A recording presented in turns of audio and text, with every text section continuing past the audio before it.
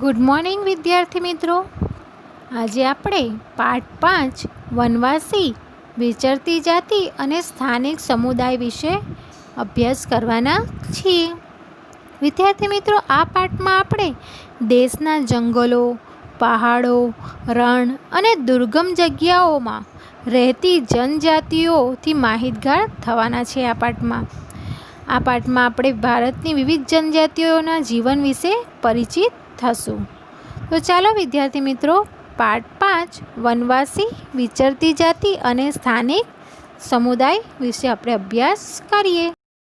આપણે આગળના પાઠોમાં જોયું કે કેવી રીતે અલગ અલગ રાજ્યોનો ઉદ્ભવ થયો અને ત્યાર પછી તેનું પતન થયું. આમ છતાં નગરો, ગામોમાં નવી કળાઓ, હસ્તકળાઓ અને ઉત્પાદક પ્રવૃત્તિઓનો શું થયો? વિકાસ થયો. વિદ્યાર્થી મિત્રો, આપણે આગળના પાઠોમાં જોયા કે અલગ અલગ રાજ્યોનો શું થયો? ઉદ્ભવ થયો અને પછી તેનું પતન પણ થયું. તેમ છતાં નગરો અને ગામોમાં નવી કળાઓ, હસ્તકળા એટલે હાથેથી બનાવેલી જે વસ્તુઓ હોય એને હસ્તકળાઓ કહેવાય. ઉત્પાદક પ્રવૃત્તિઓનો વિકાસ થયો હતો. આ સમયગાળામાં કેટલાક મહત્વપૂર્ણ રાજનૈતિક, સામાજિક અને આર્થિક પરિવર્તનો પણ થયા. પરંતુ સામાજિક પરિવર્તન બધી જગ્યાએ એક સરખું ન હતું. આટલા બધા રાજ્યોનું પતન થયું, ઉદ્ભવ પણ થયો, નવી નવી હસ્તકળાઓ શરૂ થઈ, નવી નવી ઉત્પાદક પ્રવૃત્તિઓ શરૂ થઈ. તેમ છતાં દરેક જગ્યા પર સમાજમાં પરિવર્તન બધી જગ્યા પર એક સરખું થયેલું જોવા મળતું ન હતું. વિવિધ સમાજ અલગ અલગ રીતે વિકાસ થયા. અલગ અલગ સમાજના લોકો કે અલગ અલગ સમાજ અલગ અલગ રીતે તેમનો શું થયો? વિકાસ થયો કે વિકસિત થયા. આવું શા માટે થયું તે સમજવું જોઈએ. પહેલો પોઈન્ટ સમજીએ, જનજાતિઓ અને વિચરતી જાતિઓ કોને કહેવાય? મોટા શહેરો અને રાજ્ય વિસ્તારોથી દૂર સદીઓથી પોતાની સંસ્કૃતિ અને ઓળખને પ્રસ્થાપિત કરતો એક વિશિષ્ટ સમાજ પણ ભારતમાં વસતો હતો. મોટા શહેરો અને રાજ્યોથી દૂર સદીઓથી એટલે વર્ષોથી પોતાની સંસ્કૃતિ અને પોતાની ઓળખને પ્રસ્થાપિત કરતો એક વર્ગ શું હતો? ભારતમાં વસતો હતો, જેણે આપણે જનજાતીય સમુદાય કે વનવાસી સમુદાય તરીકે ઓળખીએ છીએ. હવે વિદ્યાર્થી મિત્ર, તમને પ્રશ્ન કરવામાં આવે કે જનજાતિઓ અને વિચરતી જાતિઓ કોને કહેવાય? તો જનજાતિ એટલે શું? સદીઓથી મોટા શહેરો અને ગ્રામ્ય વિસ્તારોથી કે રાજ્યોથી દૂર પોતાની સંસ્કૃતિ અને આગવી ઓળખ ધરાવતા સમુદાયને શું કહેવામાં આવે છે? વનવાસી કે જનજાતિ સમુદાય તરીકે ઓળખવામાં આવે છે. આ જે લોકો છે તે ક્યાં છે? ગામ, શહેરો કે રાજ્યોની સીમાઓથી શું રહે છે? ખૂબ દૂર રહે છે અને પોતાની સંસ્કૃતિ અને પોતાની આગવી ઓળખ પ્રસ્થાપિત કરે છે. અને ગામ, શહેર, મોટા શહેરોથી દૂર રહેતી આવી સમાજને શું કહેવામાં આવે છે? જનજાતિ તરીકે સમુદાય તરીકે કે વનવાસી સમુદાય તરીકે ઓળખવામાં આવે છે. પ્રત્યેક જનજાતિના સભ્યો કબીલાઈ પ્રથાથી એકબીજા સાથે જોડાયેલા હતા. આજે જનજાતિના જે લોકો છે એ દરેક સભ્યો પોતાની પ્રથા પ્રમાણે, કબીલાઈ પ્રથા પ્રમાણે એકબીજા સાથે શું હતા? જોડાયેલા હતા. તેઓ શિકારી, સંગ્રહખોર અને પશુપાલક તરીકે તો થોડે ઘણે અંશે ખેતી દ્વારા પોતાનું જીવન ગુજારતા. આજે જનજાતિ અને વનવાસી સમુદાય હતા તેઓ શું પ્રવૃત્તિ કરીને પોતાનું જીવન ચલાવતા? તો શિકાર કરીને, સંગ્રહખોર કરીને, પશુપાલક તરીકે અને થોડેક અંશે ખેતી કરીને પોતાનું જીવન જીવતા હતા કે ચલાવતા હતા. જંગલ અને પ્રકૃતિ તેમના જીવનમાં સૌથી વધુ અસર કરતા પરિબળો હતા. આ જનજાતિ સમુદાય અને વનવાસી સમુદાય માટે જંગલો અને પ્રકૃતિ તેમના જીવન પર ખૂબ અસર કરતી હતી. તેમના ઘરો પ્રાકૃતિક સાધનોથી બનેલા હતા. આ જે જનજાતિ સમુદાયો છે કે વનવાસી એટલે કે વનમાં રહેનારા જે સમુદાયો છે એ લોકોના ઘરો પ્રાકૃતિક એટલે કે કુદરતી સંસાધનો એટલે કે કુદરતી વસ્તુથી બનેલા હોય છે. આમાંની કેટલીક જાતિઓ એક જગ્યાએથી બીજી જગ્યાએ ભટકતી રહે છે. આ જનજાતિ સમુદાય અને વનવાસીની અમુક જાતિઓ એક જગ્યાએથી બીજી જગ્યાએ શું કરતી રહે છે? ભટકતી રહે છે, જેને આપણે વિચરતી કે વિમુખ જાતિ તરીકે પણ ઓળખીએ છીએ. આ જે જન સમુદાયની અમુક જાતિ છે એ જાતિ એક જગ્યાએથી બીજી જગ્યાએ શું કરતી રહે છે? ભટકતી રહે છે. તેથી તેને શું કહેવામાં આવે છે? વિચરતી કે વિમુખ જાતિ તરીકે પણ ઓળખવામાં આવે છે. હવે આપણે પહેલાં જોઈ ગયા કે જનજાતિ સમુદાય અને વનવાસી સમુદાય કોને કહેવાય?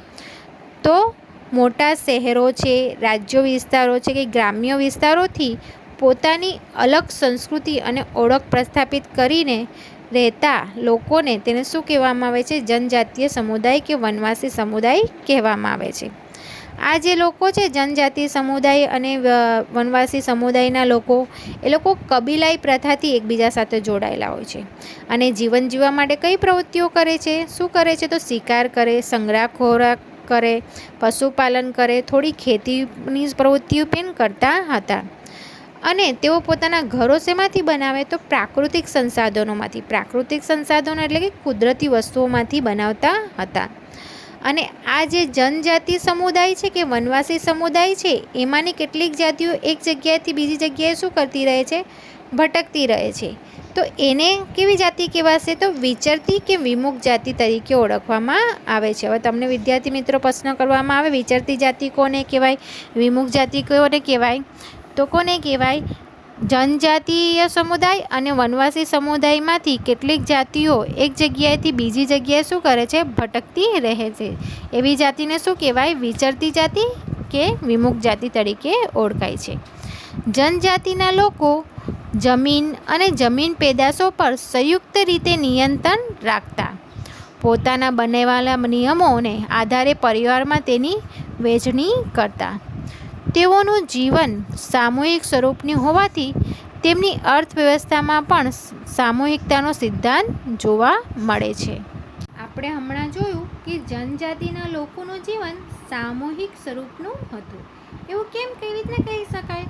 તો જનજાતિના લોકો જમીન અને જમીન પેદાશો પર સંયુક્ત રીતે શું રાખતા હતા? નિયંત્રણ રાખતા હતા. પોતાના બનાવેલા નિયમો પ્રમાણે બધા કુટુંબમાં તેની વહેંચણી કરતા.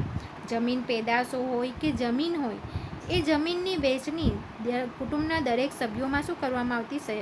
સરખી કરવામાં આવતી. કારણ કે તેઓ કેવું જીવન જીવતા હતા? સામૂહિક જીવન જીવતા હતા.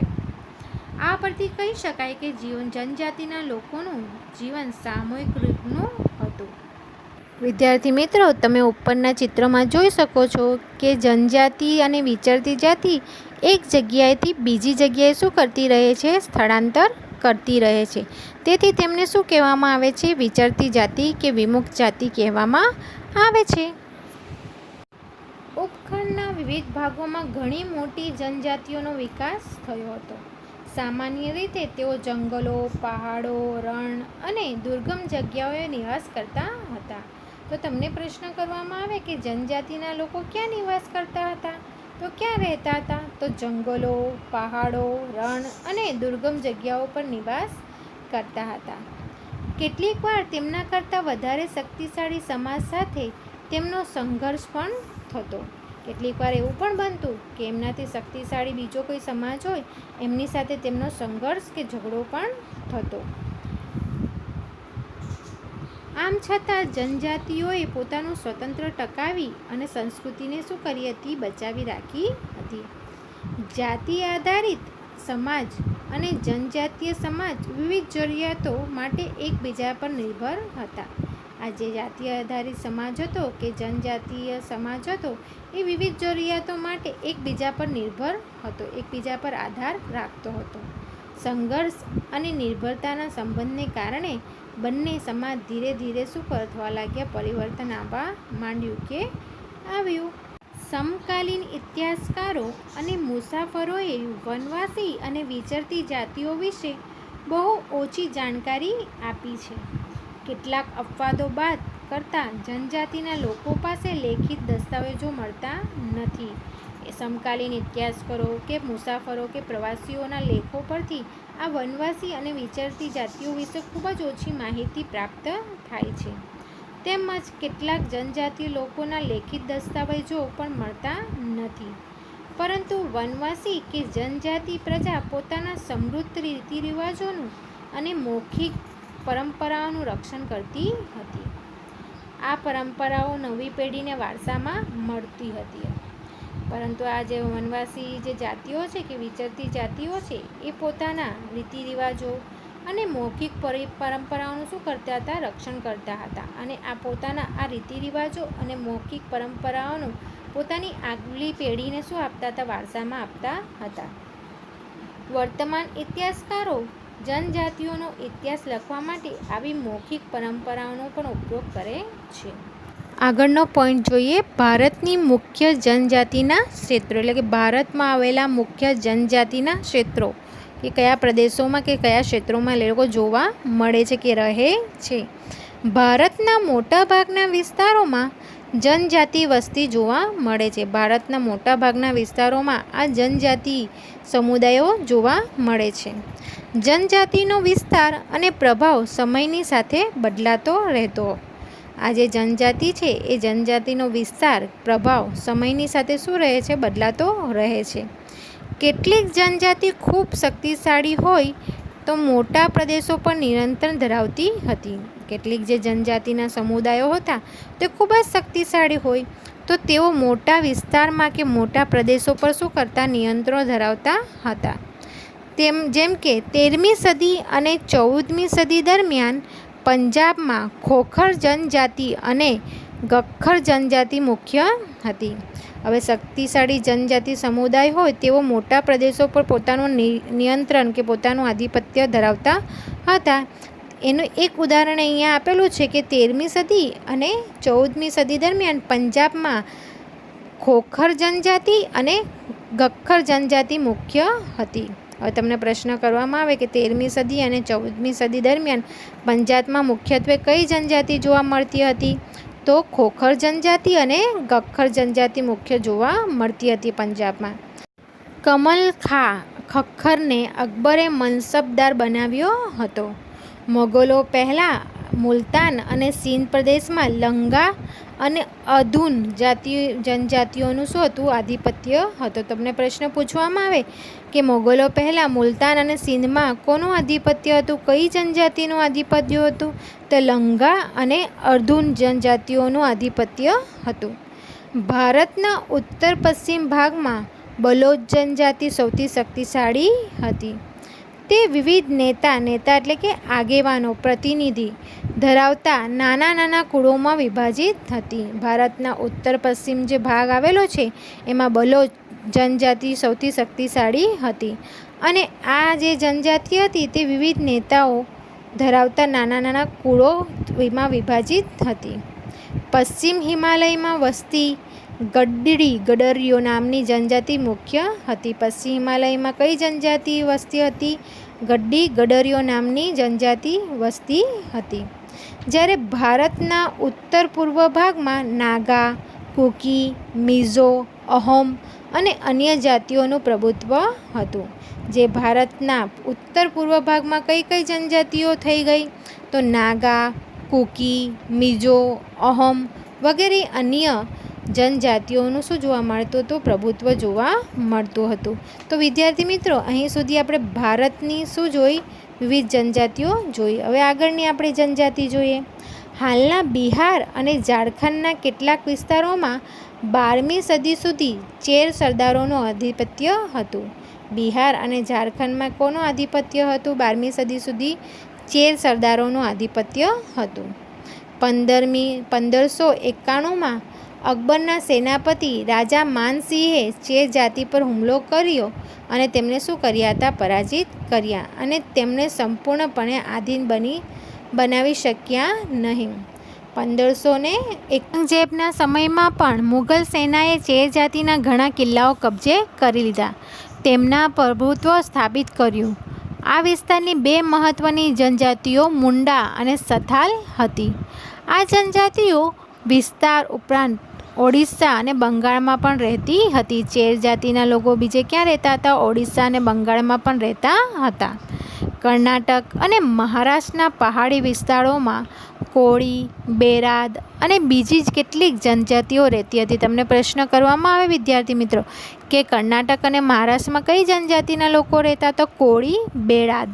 દક્ષિણ ભારતમાં કોરાગા, વેતર, મારવાર અને બીજી જનજાતિઓના લોકો મોટી સંખ્યામાં રહેતા. તો દક્ષિણ ભારતમાં કઈ જનજાતિના લોકો રહેતા? કોરાગા, વેતર, મારવાર. ભીલ આ જનજાતિઓમાં સૌથી અગત્યના હતા. આ જેટલી બી આપણે ભારતની જનજાતિ જોઈ ગયા એ જનજાતિઓમાં સૌથી અગત્યની જાતિ કઈ? ભીલ જાતિ, જે પશ્ચિમ અને મધ્ય ભારતમાં ફેલાયેલી છે. તમને પ્રશ્ન કરવામાં આવે ભીલ જનજાતિ ક્યાં ફેલાયેલી છે કે ક્યાં રહે છે? તો પશ્ચિમ અને મધ્ય ભારતમાં રહે છે. 16મી સદીના અંત સુધીમાં તેમના ઘણા ખેડૂત અને જમીનદાર તરીકે સ્થાપિત થયા. 16મી સદી સુધીમાં આ જે ભીલ જાતિના જનજાતિના લોકો હતા તે લોકો ખેડૂતો અને જમીનદાર તરીકે સ્થાપિત થયા કે બન્યા. જો કે કેટલાક ભીલ કુળ શિકાર અને અન્ન સંગ્રહ સાથે જોડાયેલા રહ્યા. હાલ છત્તીસગઢ, મધ્યપ્રદેશ, મહારાષ્ટ્ર અને આંધ્રપ્રદેશમાં ગોંડ લોકોની વધુ જાતિ જોવા મળે છે. હાલ છત્તીસગઢ, મધ્યપ્રદેશ, મહારાષ્ટ્રમાં અને આંધ્રપ્રદેશમાં ગોંડ લોકોની વસ્તી વધુ જોવા મળે છે. ગુજરાતમાં આરાસુરથી ડાંગની પૂર્વ પટ્ટીના વિસ્તારની જનજાતિઓ લગભગ 4 સદીથી આ પ્રદેશમાં પોતાની વિશિષ્ટ સમાજ વ્યવસ્થા અને સંસ્કૃતિને સાચવીને બેઠી છે.